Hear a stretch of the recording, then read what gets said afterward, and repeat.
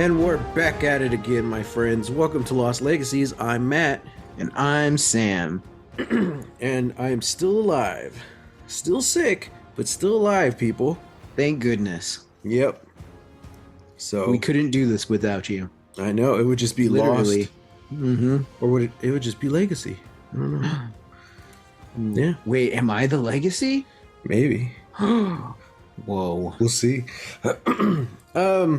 Yeah, so we're crossing our fingers because we mentioned it last time. We're going to go see Legends of Vox Machina in the theater tomorrow night. Mm-hmm. So we might have a little review for the first 3 episodes next week. Whoa. Before we talk about the last episode of Arcane. I know. The season finale. I almost said series, but no. They're making a season 2. Right? Yeah, That's still happening? they didn't even announce that till... I want to say it was a good while after the first season ended. So a lot of people were like, is this it? Oh, crap. Okay. Yeah. Okay. Oh, no, that makes me worried. Oh. So what's new, dude? Nothing. Almost nothing. Did I say I was reading a book last week? I don't remember. I'm still reading that book. I don't remember. What book was it? Okay. I'm still reading Hench. Oh, no, I don't think you did. Oh, huh. Okay. As in woman or man? Like henchmen, but it's just called Hench. Technically, it is about a henchwoman. Yeah, it's pretty good. It's a good read. It's basically this data cruncher, is hired out to different villain organizations to like crunch data and stuff. And she's freelance, so she works from home. She likes working from home. But the one time she goes in the field, she gets caught up in a supervillain battle, and the superhero injures her. Ooh. But then there's a cover up because all the cops and the doctors are like, it was the villain who hurt you, right? You must be confused. And she's like, no, it was the hero. And then her insurance won't cover it, blah, blah, blah, all this stuff. And then she writes a report talking about how much damage superheroes cost taxpayers. And that gets all these other villain organizations interested. And now she's working for a big time supervillain, to like cause havoc on the social lives of superheroes. Because if their social lives are damaged, they're not going to be very good at crime fighting, are they? That's interesting. Super cool. It's an interesting concept. It's not really a comedy, but yeah, it's not really comedy, but it's pretty funny. I'm listening to the audio of it, and I like the narrator. She's really great. Yeah. So Hench, it's a couple of years old. I want to say it maybe came out like 2017, maybe 2015. Is it a single book or is it part of a series? I think it's just a one and done. I don't know. I talked with one of our coworkers about it. I think he said that there may be plans for a sequel, but so far I don't think anything's been solidified. So it might just be one and done. Interesting. That sounds interesting. How would you mess up the social life? One, the heroes would have to be public. Their identities, right? Yeah. So I think how they do it is that they just go and because superheroes are more like public figures. So it's not that their identities are known. It's just that they are well known in the public. So imagine replace celebrities with superheroes. Interesting. And so it's essentially just keeping tabs on okay, where does this hero go after hours? It's oh, he goes to a really shady club. It's oh, well, what goes on in that shady club? Well, we'll tell you, and it's so it's kind of that. Interesting. Yeah. So it's sort of that. There is they did briefly mention how there is sort of a annual meetup between a big superhero organization and the villain that our protagonist goes to work with. because he's like the top dog. He's like Lex Luthor, but yeah. I don't know. It's just like yeah, like he really runs the show, and he like is powerful enough that he can set up a meeting with heroes to like basically say like, okay, like we're gonna see if there's anything we can try and work out, like Interesting. yeah, it's kind of interesting. I've always wanted something that's like kind of more realistic take on superheroes, but not the boys, you know? Because the boys is very it's like they take it to the extreme. It's very nihilistic. I Yeah. want something in between, you know? Like certain comic books can pull that off, you know? Yeah. I remember those early days of Ultimate X-Men was pretty cool because you got to see the X-Men being introduced to society, and they're on talk shows and stuff. Mm-hmm. And it's really interesting because the mutants are treated horribly by the people, but at the same time, they're also like celebrities. So it's like it's that weird kind of balance, you know what I mean? Like Yeah. you either love them or you hate them, Yeah. and you don't really know them anyway, you know? Yeah. Ultimate, like, and that really only stuck around maybe like, It's just like the first two arcs or something like that. yeah, it only did that. Ultimates was like that too, because we could see like, oh, okay, like, Tony Stark is, the billionaire philanthropist. People know who he is, and then it's like if Richard Branson was like, hey, I'm a superhero now, and then people were like, whoa. So like you got that, you got them like meeting then President George W. Bush, like yeah, like that I would say was like that's sort of like the happy medium between like Yeah. the cynicism of the boys and then like outright just like superheroing of like classic Marvel. And because like you still want a lot of like the cool parts of comic books and superhero stuff, like the tropes and things like that. Whereas the boys, they take it and just they twist every single thing, and it's like, well, that's not really. You don't want to change it so much where it's not the thing you originally wanted. Which we've talked about this, right? The boys and the creator of the boys was not a fan of superheroes. Oh yeah, comics. yeah. That's why it is the way it is. So no shade on that. If that's your thing, that's your thing. That's cool. I certainly haven't invested interest in the boys. I want to know what happens, but I'm just not that big of a fan. But yeah, instead of just taking all the tropes, like use it and do something cool with it. Just don't twist it just for twisting its sake. And yeah, I don't know. I think it's possible. An example is what's the show? Falcon and Winter Soldier. I like how they have the new Captain America, and he's doing all these interviews and all this stuff, and everyone's getting to know, I don't know, the John, whatever his name is. And it's I think it is. I think it's Walker. Yeah, Walker. And I'm like, that's cool. Like, I wish we had seen that with Cap, because we see Cap and we love Cap, but like, I want to see what Cap meant to the world. It's he was a big enough deal that they gave the Statue of Liberty the shield. You know what I mean? Yeah. So yeah, it's kind of like that kind of stuff. I want to delve deeper into that. So I don't know. And then I liked in Hawkeye where he goes to the little the plaque that has all the Avengers names on the bridge in New York, and I was like, oh, that's cool. Stuff like that. I don't know. We're just gonna have to do it ourselves. I guess so. Yeah. What about you? What have you been up to? Not much. I've been watching Dark.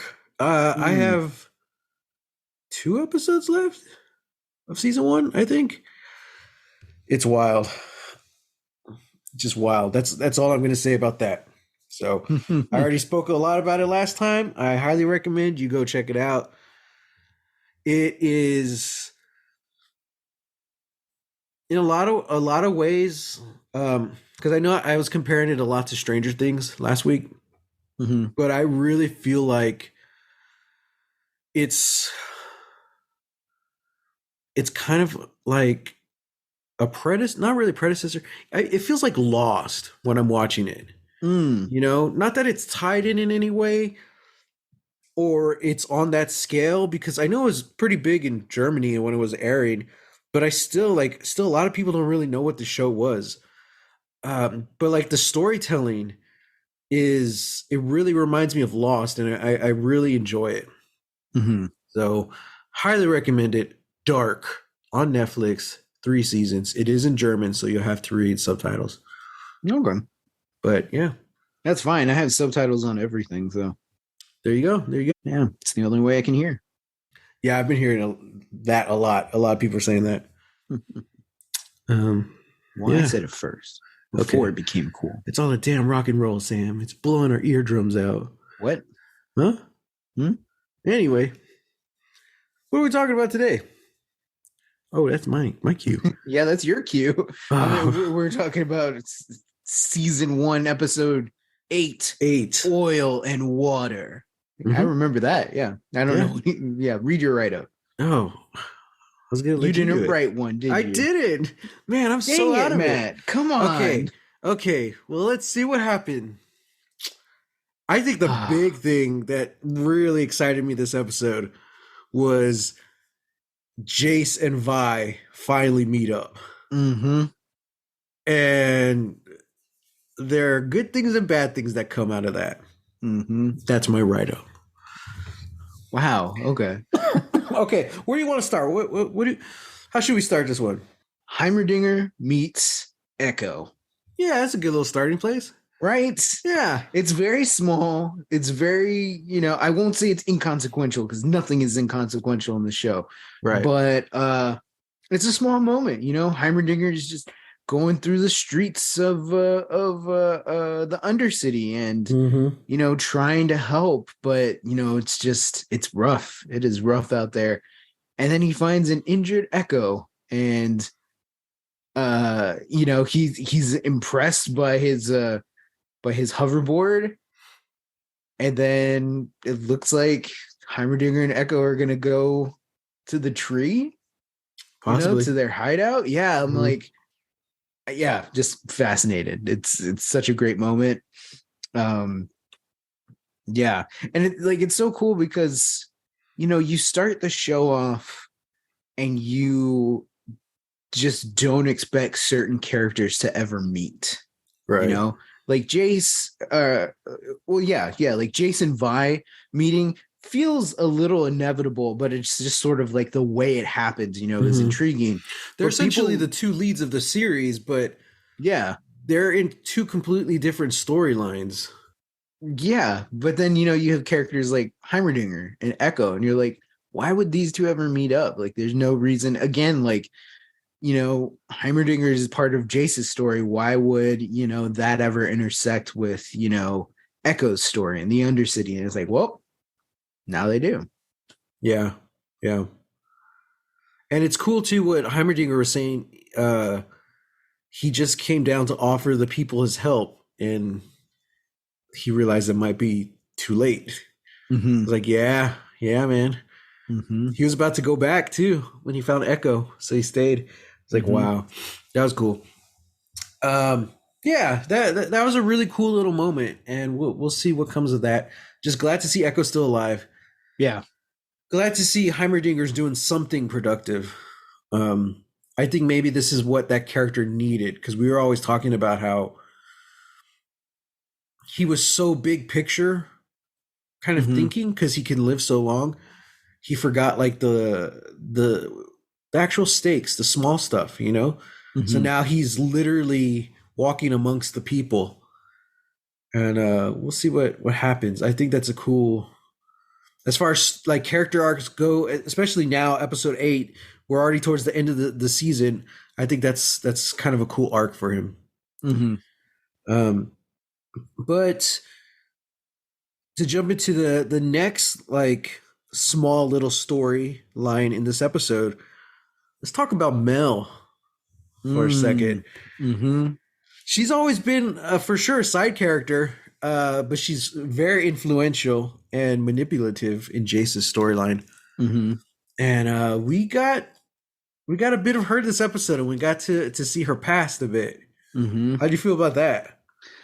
I thought that was intriguing. Mm-hmm. Very eye-opening too, like where she comes from, who she comes from, sort of like not necessarily what's at stake, but it's sort of like we were talking about with Heimerdinger. It's big picture. Right. This is introducing a whole other city, a whole other way of life, Whole other continent. a whole other continent. Yeah. She said one of them mentioned from overseas. Mm-hmm. The mother came from overseas. I'm like, oh, okay. Mm-hmm. So this is big. Mm-hmm. Yeah, yeah. And just based on the opening alone, it's like, again, like there is a rich history, not just within Piltover and the Undercity. It's this whole world.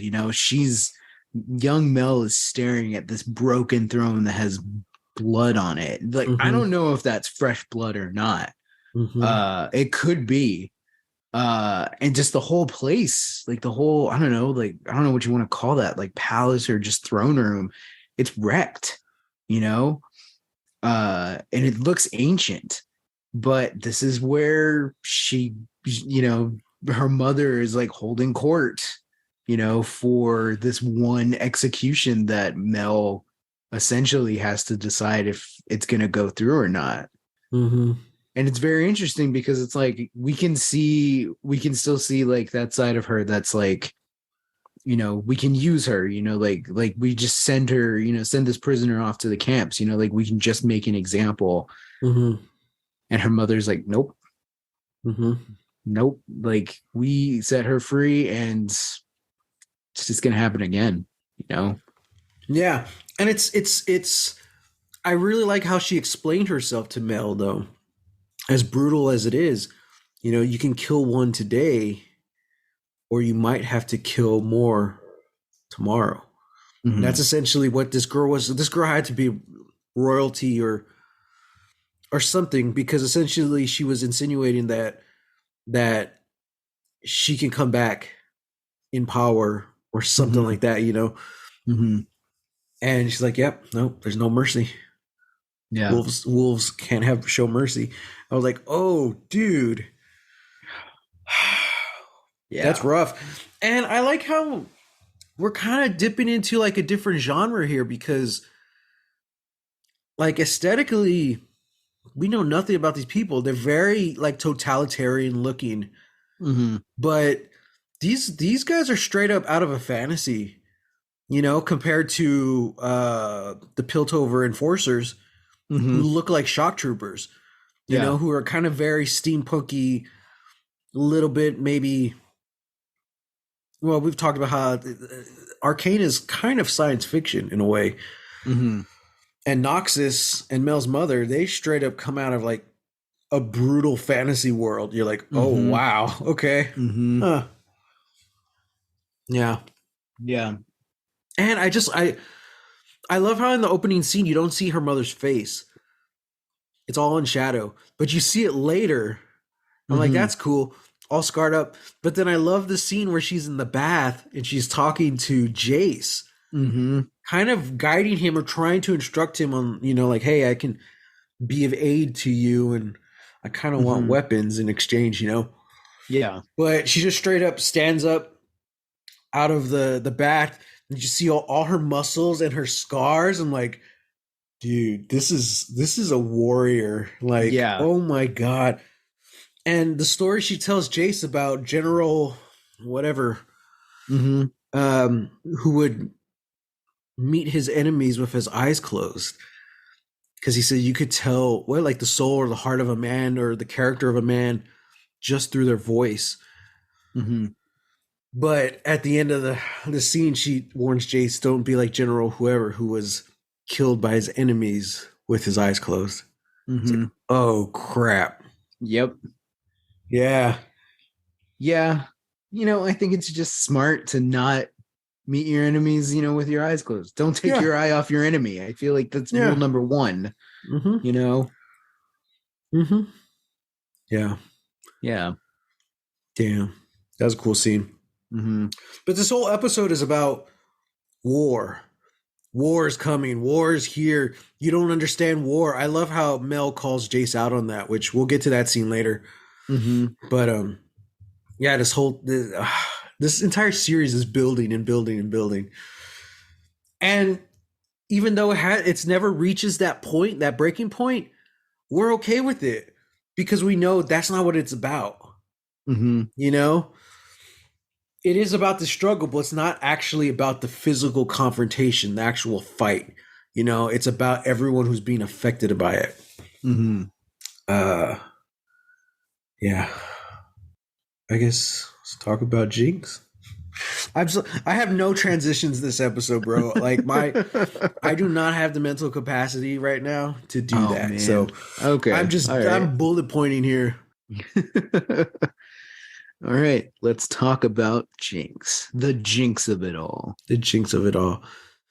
So she's alive. Silco saves her. Dude, that was a great scene where he's picking up Jinx and he sees that she's holding the little gem.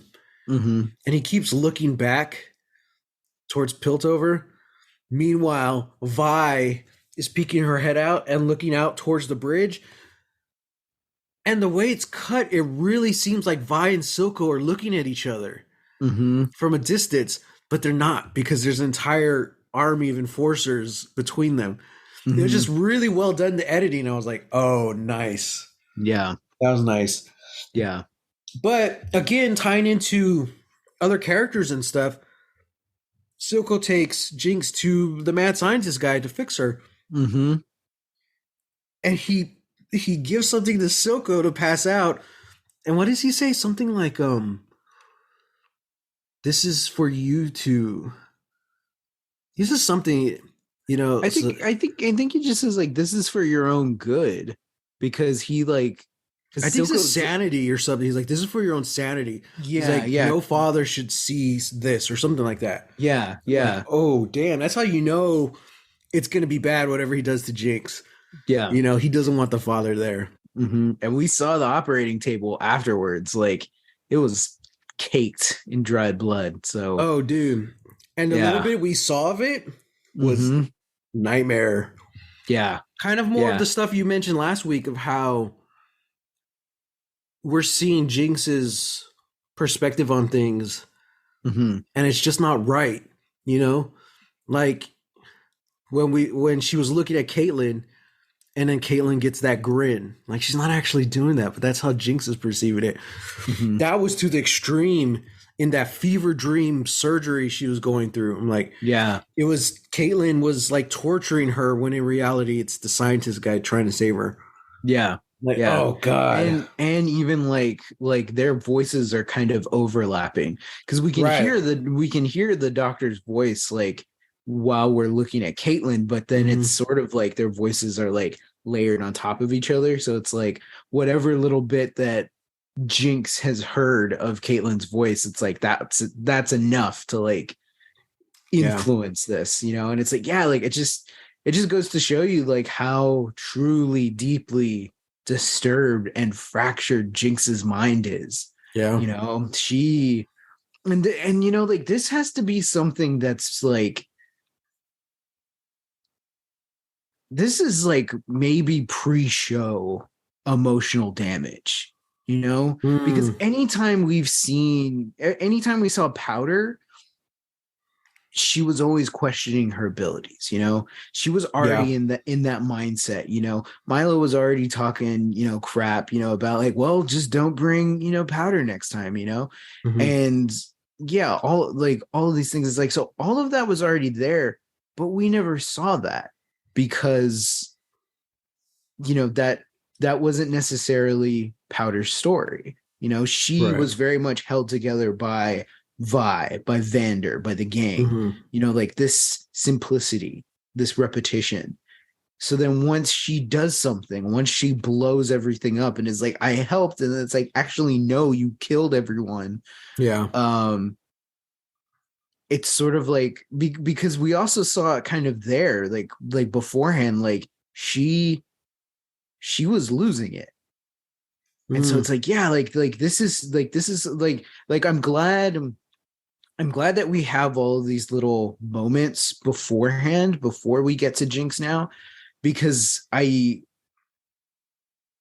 think it's important, even though this is fiction, I think it's important to note how well this type of like mental trauma is being written and being portrayed, because this feels like a very real thing. And I didn't want was to have like it was just one event. All it took was one single moment that defined her entire life. It's like, and that's very like comic booky. That's very Joker, like, you know, it's like, no, like those little, I don't want to call them like seeds or clues, but because it's a story, it's kind of what it is. Like those clues were already there, you know, in those past episodes, if you just go and look for them, if you know what you're looking for.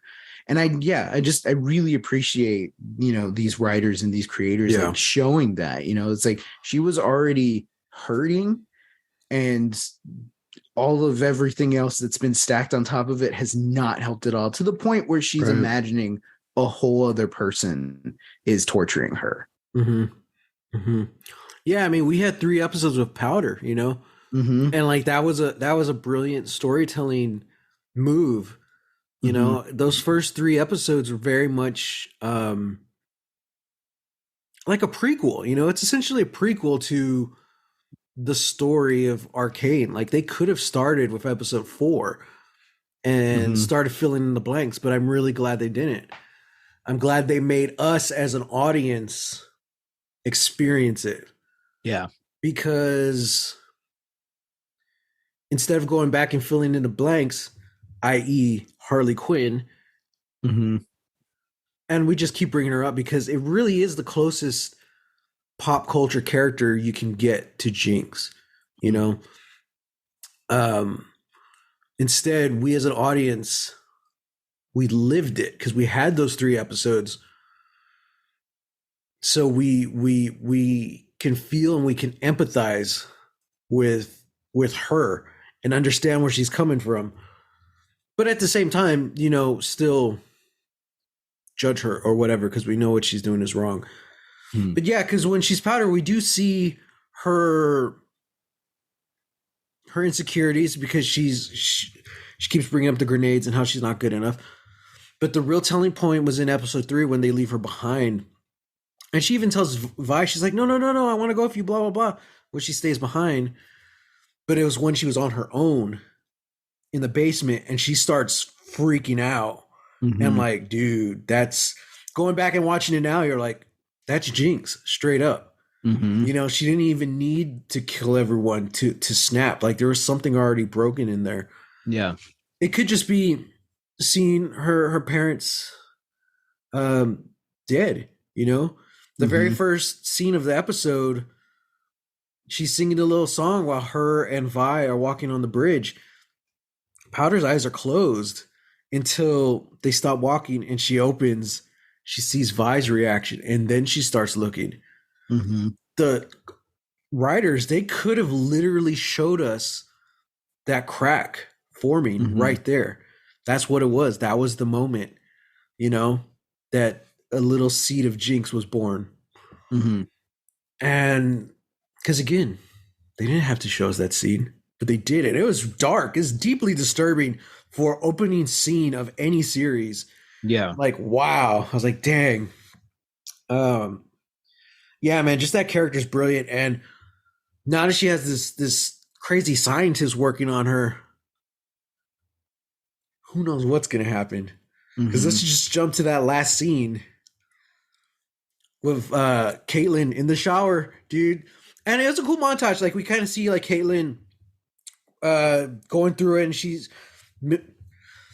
Does she go after Vi or not? We're going to talk about that in a second. But then when she gets out of the shower, you see, like, what's it called? Like, that monkey drawn in like the steam. The steam, that's what it is. Yeah, the steam on the mirror. And Caitlyn freaks out, and for a split second, you see Jinx behind her, like looking scary as hell, dude. I was like, oh, with like the glowing eyes. I'm like, oh, dude. Pretty sure she's got like shimmer flowing through her veins right now. Right. And what a way to set it up, because this is what we've seen what Shimmer can do, but this episode we really see what Shimmer's capable of. And now we know Jinx is somehow infused with it or something now. Like, oh crap. And that's all I have to say about that. All right. Enough horsing around. Let's get to the meat of it. Let's get to why we're here. Vi and Caitlyn finally get to talk to the council, and jack all happens. Well, hang on. You're missing a critical step in the story here. What's the critical step, Matthew? They're caught sneaking into Caitlyn's bedroom. Oh, yeah. That's okay. Yeah, that is pretty critical. Oh, dude, the fangirls were screaming when that happened. Even the shot, they both turn and see the mom and the big old doe eyes. Oh, dude. Yeah. The dad coming in with a gun. Oh, no, the mom comes in with a gun. Yeah. And she's like, oh, what'd you say? And who's this? This is Vi. She's a friend. A friend. Oh, man. Those fanfic sites were exploding when this episode came out. But anyway, so Caitlyn has an argument with her parents, but her mom's like, okay, you could talk to the council. Like, oh, that was easy. And Caitlyn and Vi, laying in her queen size bed, are having a little heart to heart, about growing up. And oh, we didn't mention this either. Sorry, guys. I don't cuss too much on this podcast, but fuck you, Arcane creators. To have Vi tell her story and look at Caitlyn all doe-eyed, and it smash cuts to Jinx screaming, being tortured. I was like, oh my God. Yep. Dude, talk about cinema. That was brilliant. That, I mean, it was over. I wanted to turn it off. I'm like, I've seen it all at this point. I'm like, take my eyes from me. I've seen enough. It's so twisted, but it was so good. And again, that kind of feeds into the trauma that Jinx is going through and she's seeing in her head, But I just wanted to get that out there for all the shippers. What are they called? Violin? Kai? That's a good point. Violin. Sure, violin. Yeah, violin. Yeah. Probably not. Probably just like Kate Vi or something. Yeah. Yeah. Yeah, I just, wanted to get that out before we talked about the council. Okay, you may proceed. Thank you. Yeah. Again, the council is good for absolutely nothing. Which is kind of a point that Mel's mom makes. That the council is sort of pointless, and that, true leadership, needs to come from a figurehead, from someone, one person, so already in Jayce's head in that scene, he's already thinking about like, this is a battle. This is a fight. Like, we're going to have to fight. We've been sitting here talking about doing something. Nothing's happening. Nothing's doing. And it's like, he wants to take action. And the council is just like, oh, I don't know. We need to do, which is the right thing to do, or at least I feel like it's right.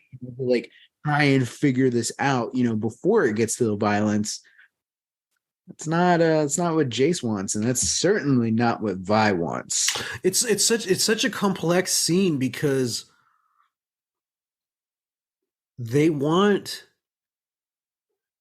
nobody wants to invade the lanes.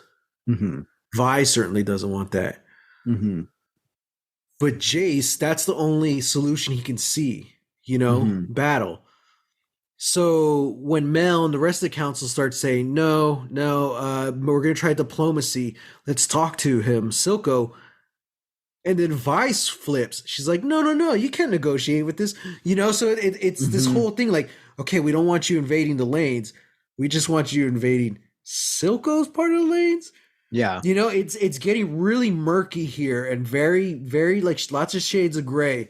And which essentially, I agree. I think the council made the right call, but Vi and Jayce disagrees. And that's because Vi and Jayce have a very similar thinking process. They see the problem as this, or they see the only solution is this. For Vi, this isn't a systemic issue. It's specifically like, sure, on top of like Piltover, like oppressing, the Undercity, the lanes, specifically, it's Silco. Silco is the problem. If you eliminate Silco and Shimmer, everything gets fixed, or it's at least easier to fix. And to some degree, Vi's right, and where Jayce is concerned, it's like, it's just a fight. It's just a battle. We need to show force so that, the lanes knows not to mess with us. And it's like, both of those are very single-minded thinking, but it gives us one of the best fight scenes ever put to animation. So I can't exactly argue with it. No, you cannot. That was amazing. It's an amazing scene. It's essentially just like a raid on the Shimmer plant, the Shimmer factory. And that's where we see maybe not the true usage of Shimmer, but what we've been worrying about, it's weaponized. It's weaponized, and like these guys are just in suits, just bathed in Shimmer, and they're monsters. They're beasts. They're so fast. They're so strong. And I was like,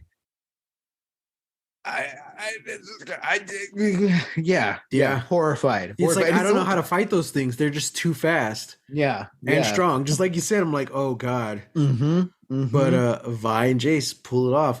Now, Jayce makes this super hammer, which we kind of see him making it, but unless you're like paying attention, you don't really know what it is at first. But you kind of see him messing with the stuff. But he makes this like super like war hammer that'll like, apparently it looks like it packs more punch. It packs a bigger hit. It has some kind of shielding capabilities, which I thought was pretty cool. But then also turns into like a blaster, like a cannon. Meanwhile, Vi gets her hands on the mining gloves, which we pinned like, what was that, episode 3 or 4? We're like, dude, look at those. And like they're just super upgraded version of Vander's, like gauntlets. And like, oh dude, the way the animation works, she punches and like all the pistons fire in the glove and it punches like harder. Like, what? Like, oh, it's so complicated. It's so beautiful. I'm like, who animated this again? Like, this is insane. And it's like, it's almost like intuitive. It's almost adaptive, because like when she pulls like her arm back, all the things, like all the pistons, like all the just every detail like starts to like pop out, and it like, you see the hiss, and it's almost like it's gearing up. It's like, okay, yeah, here we go. And then when she goes, everything retracts forward. And it's like you said, like her hit then gets like double the hit, double the damage. It's like, what is this? What is this Looney Tune weapon? That's kind of what. How is this helping miners? This is made for the mines. I don't know how it's helping. But there's a shot I noticed this go around, which I didn't realize see the first time. She's like on the ground, fist on the ground. Well, then like all the pistons in the glove fire, and the glove like like shoots her off the ground and spins her back into the air. I was like, Oh, I didn't what catch was that. that? So Oh. again, it was kind of so like she doesn't have to like punch. I guess it's some kind of activation because it does it automatically and it Hmm. fires her back up off the ground. I'm like, that was sick. That was cool. Yeah, Oh yeah, man. that And was like cool. each hit from both of them were like kill shots. Like I love the animation. Pretty Every much, every yeah. time Vi hit someone, it would do this quick flash and you would see like the silhouette of like the bones shattering. I'm Hmm. like, ooh, ooh. Yep, this Hmm. is Hex Tech weaponry right here. Hmm. Ah, Hmm. which leads us to how the scene ends, Sam. It's all cool. It's all hunky dory. It's all like, yeah. Remember, this is a show based off of a video game. Yeah, I could tell too, especially with Jayce. I was like, these are some like fighting moves. These are some like combo moves. Right. Going on here, right? And then he coming out with the hammer blaster, whatever this. He's going off. He's like, ah. Mm-hmm. And it's like, yeah, cool. It's all great. It's all wonderful. And in the words of Reginald Vell Johnson, I shot a kid. Oh no. Oh. Yeah, man. Yeah, He hits the Jayce kid. Jayce killed a kid. Like, and there's no qualms about it too. Like it's like obviously like this wasn't set up to be like, wait, did he really do that? Oh, we'll never know. It's be like, No. no, like he Yeah. shoots the kid. The kid takes the blast, and then that blast makes him fall like Yeah. 5, 6 stories down. Yeah. And by the time Jayce and Vi get there, that kid is still breathing. He is on Mm-hmm. his last breaths. And he and Jayce get to look at each other hardcore. And then he dies. Yeah. And then that's when Jayce looks up and sees, like, oh, yeah, a bulk of the people working here are children, Yeah. He's Because like we saw finally the. he's finally seen, Mm-hmm. with his Yeah. eyes. Like, yeah. Yeah. Yeah. It's like, yeah, like this. Oh, yeah, I got no more words for that. That's Yeah. just, it's brutal. And going back to what Mel says, like you don't understand war. Mm-hmm. Like now he has an idea. He's killed a kid. It's one thing to say like, oh, he's killed before. It's like, no, he killed Mm-hmm. someone on accident and Mm-hmm. he killed a kid, you Mm-hmm. know? And that's going to be interesting to see like how this affects his character going in with just one last episode. Cause we were all for it. We're like, hey man, Vi and Jayce teaming up. They're going to start raiding some places. Let's see what happens. And now it's like, Mm-hmm. uh, damn. Yeah. Jayce is finally like seen and noticing like what he's doing, Mm-hmm. the consequences. It's like, yeah, man. Yeah. Yeah. Yeah. Maybe y'all should have talked this out. Mm-hmm. Mm-hmm. And then that ties in with the end of the episode because while they're doing that, they're having the montage of Caitlyn in the shower thinking about Vi's last words. Oh, which we didn't talk about that scene where after the Mm-hmm. council says, no, Vi and Caitlyn storm out.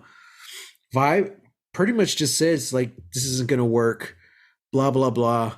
I'm going back. You stay here. And Mm-hmm. Caitlyn even asks. I had to write it down. What about us? And that's where the title comes in. She said, what is it? The lanes at Piltover are like oil and water. Mm-hmm. And then she says, what about us? She's like, oil and water. Mm-hmm. She's like, the best thing you could do, Cupcake. She puts up her hood, is forget about me. And she gives the Goosebumps Walkaway. The Goosebumps Walkaway? You haven't heard of this? No. That's the line from New Girl, the Goosebumps Walkaway. Sounds like a 1920s baseball character. But it's when you look at the girl, you say something really dramatic that gives her goosebumps, and you walk away.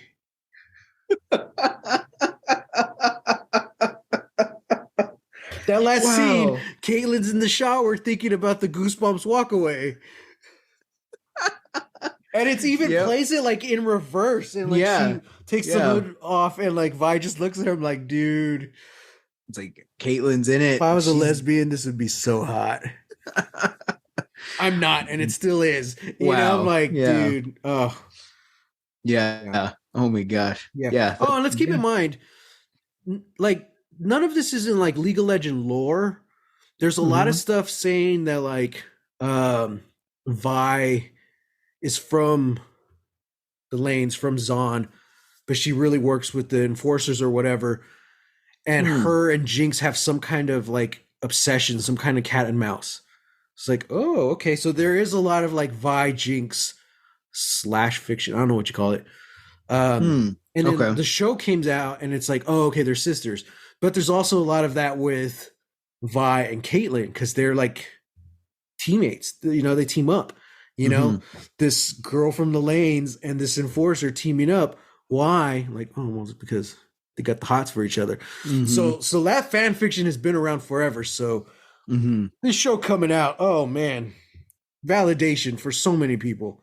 Yeah, except for the Vi Jinx shippers. Yeah, except for them. Yeah. But I mean that never stopped any of the Wincest shippers. Oh god, that's true. Okay. Yeah. There's a lot of hints towards Jinx and Echo, which I'm kind of interested about, because they're still young in this. And it's not too much, but like in the game, like they'll say character lines and stuff. And Echo has a line when he sees Jinx, something to the fact like, I can't believe, I used to have a thing for you or something like that, And she's like, well, why? What happened? He's like, you started talking to yourself. And then they start fighting. I'm like, oh, interesting. That's interesting. Yeah. And so to see this show, I'm kind of curious on those missing gaps, those missing years, like when they started getting older, like you would imagine the little man Echo would try and reach out and help Jinx get her away from Silco. Like, I'm curious on what that story is. Yeah.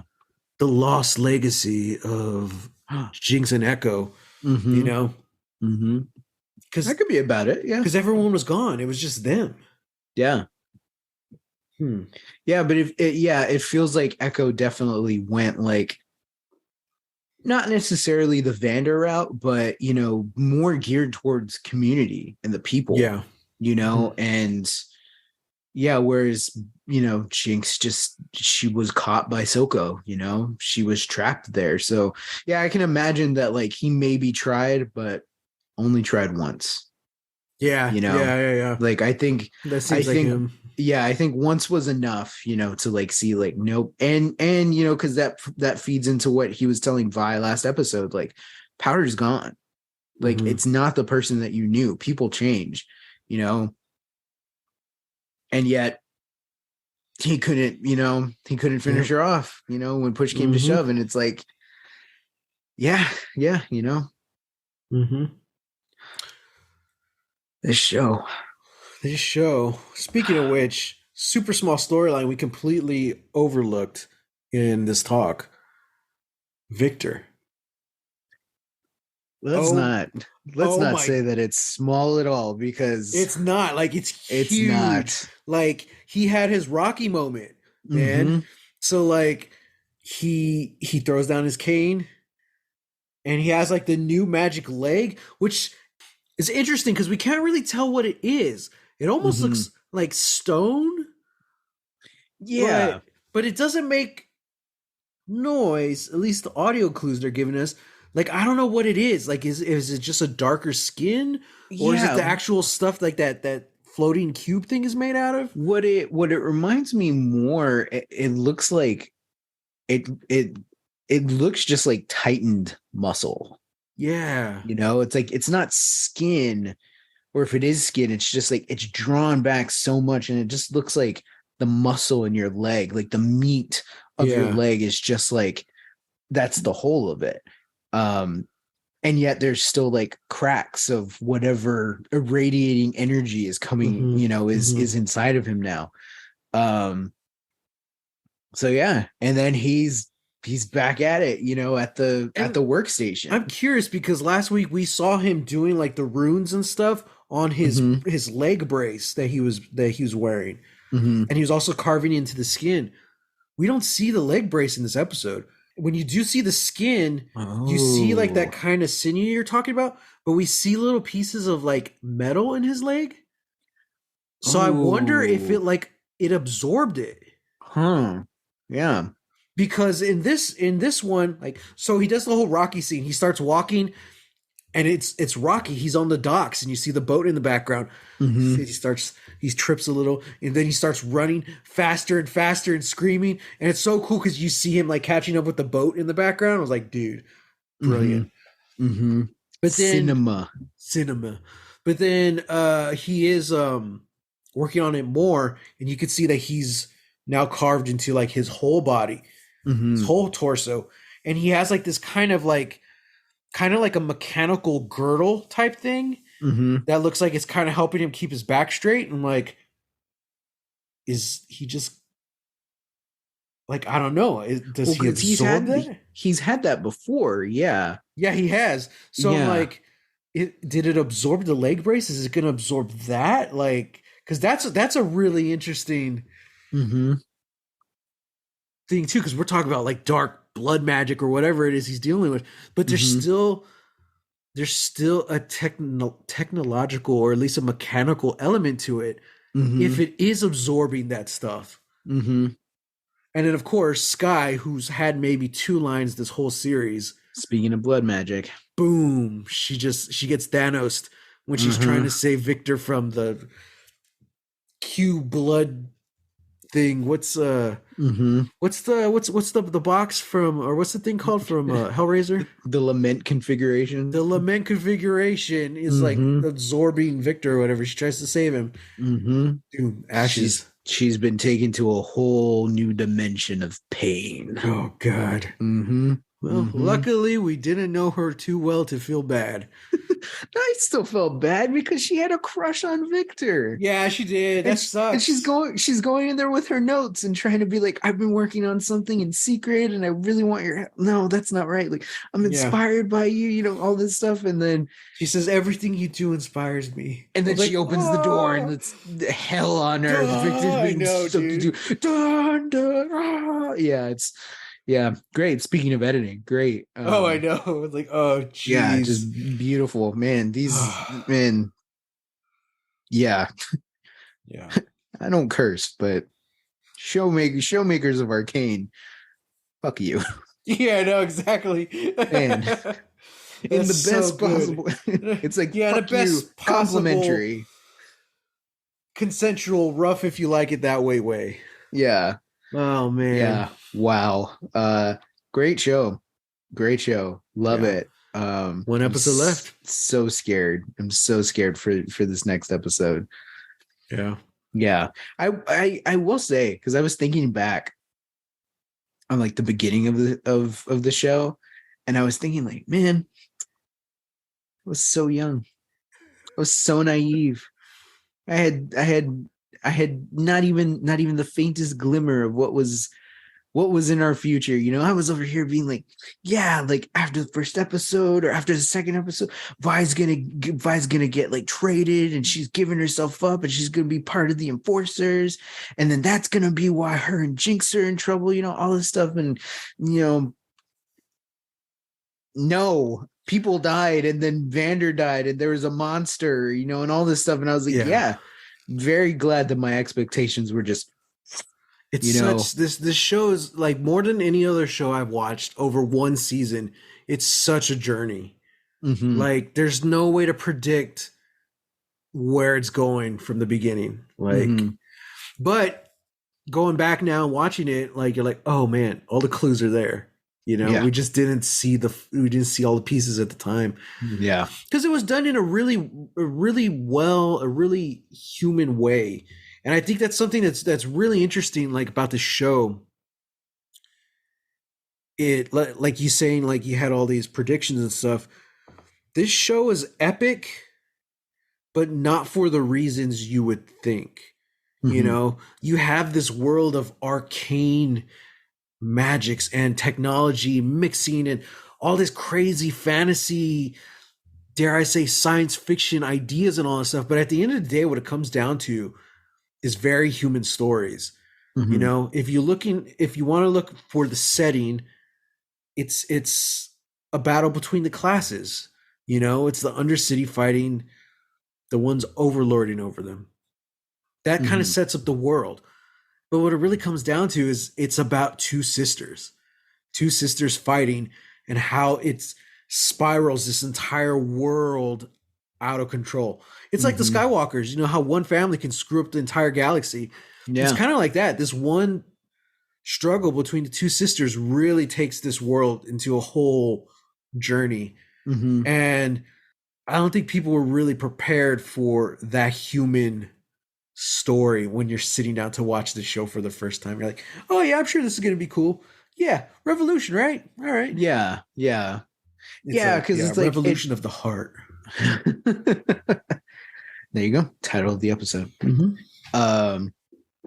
Yeah. Yeah. I feel like this could be passed off as something that's just very like aesthetic, Yeah. and it is like it's very aesthetically pleasing, but yeah, I feel like that's a very easy, trap to fall into when it comes to telling stories.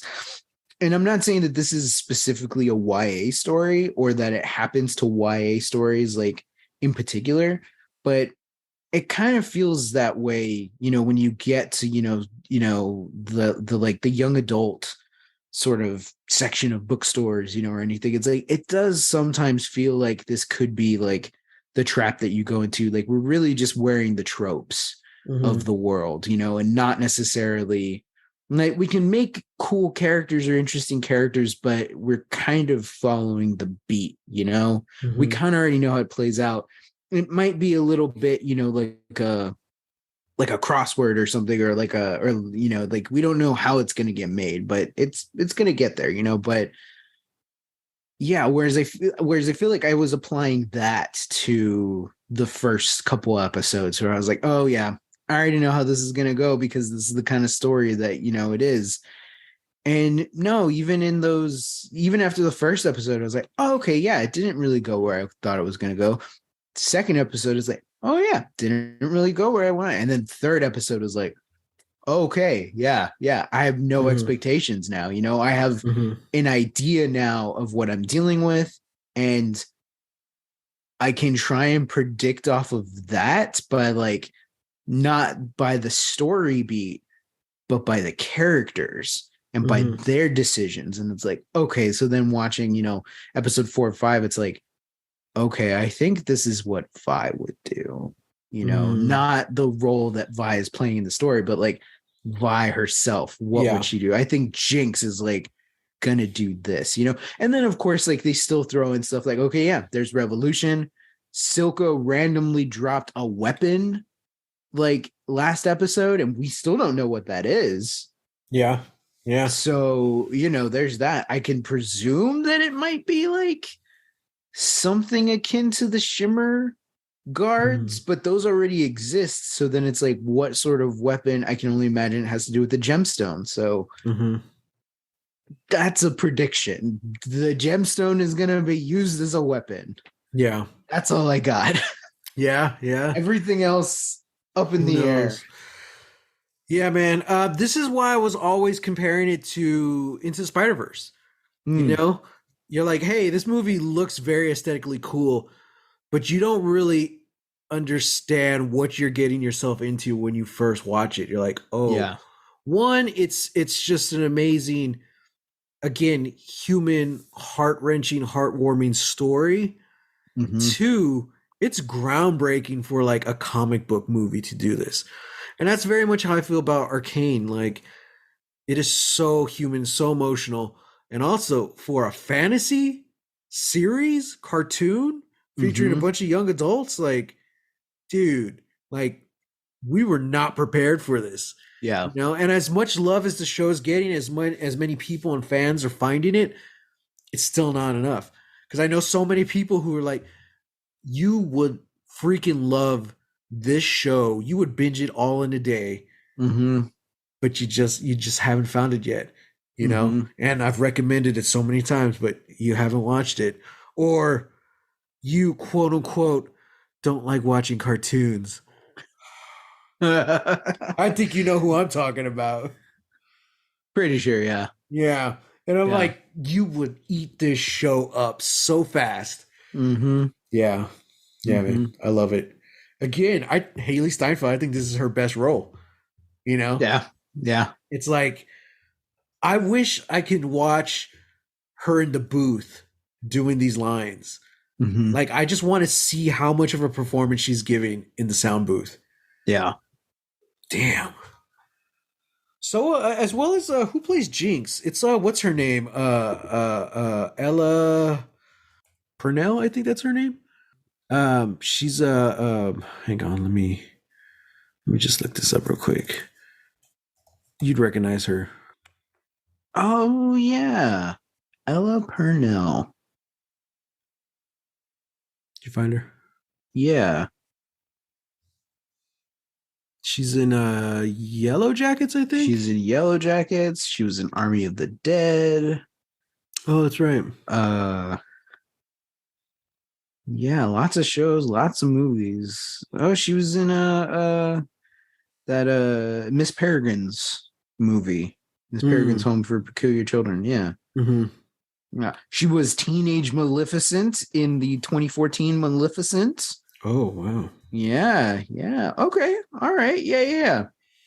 Yeah, she's done a lot of stuff. Mm-hmm. Yeah, there's a lot of the guy who plays Victor is what's his name? He was in Game of Thrones. He was Daenerys' brother. Oh, I forgot what his name. He's also Harry Lloyd. Harry Lloyd. He was also in Doctor Who. Yeah, he was in Doctor Who for an episode. Yeah, yeah. Yeah. Oh, I like him. Yeah. Interesting actor. Mm-hmm. Victor is just a great character. Mm-hmm. Mm-hmm.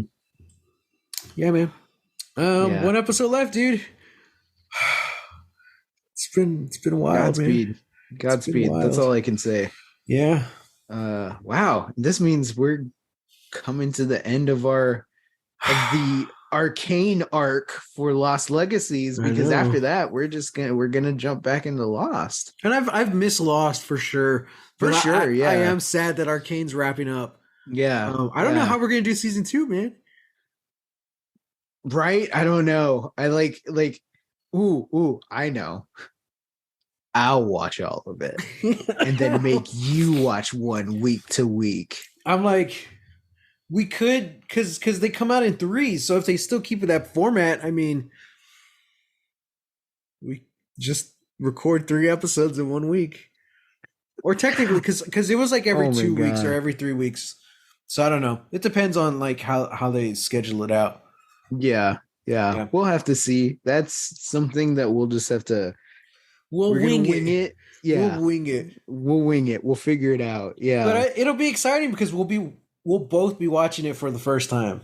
Mm-hmm.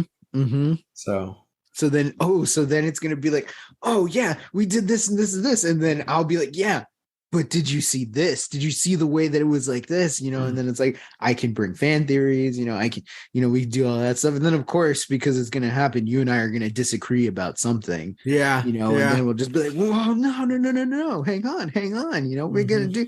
Yeah, it's gonna be great. So, for everybody involved who's listening, one, thank you for listening. Thank you for sticking around this long, Matt and I appreciate it. And yeah, when we get to season 2 of Arcane, yeah, we hope you come back. We hope you're there with us to experience that journey, because it's going to be unprecedented for us, for the show, and for us as brothers. So, we're excited. And we're excited to bring you along with us. Yeah. I wonder how far Lost will be. We'll see. Oh man. We'll see. Watch. It's going to drop. It's going to drop midway through the final season of Lost. And then we're going to be like, all right, screw it. We're not watching Lost anymore. We're talking about Arcane. Oh man. We'll see. So we'll have to have an emergency episode and be like, wait, everybody, hang on. Mm-hmm. Guys, thanks for listening. As always, you can find us on Twitter at #LostLegacies. Hit us up. ask us some questions, Mm-hmm. trivia, Mm-hmm. I don't know, anything, whatever you want. We're there. Mm-hmm. You can find me at _Mackie Menace on Twitter and at Holy Hand Grenade of Antioch on Instagram. And you can find me on Twitter and Instagram at Real, that's REEL, Texas Weirdo. And if we, if you're going to the Critical Role theater viewing, I don't know, extravaganza, palooza, that like Matt and I are going to, let us know. Tweet at us. If you see us there, say hi. I don't know if this episode's going up after the event. So if you went, let us know. Went, yeah, let us know. Yeah. If you saw us, please send us your grainy photos that you took while the show was playing with the lights off, because you're not supposed to use your cell phones in the movie theater.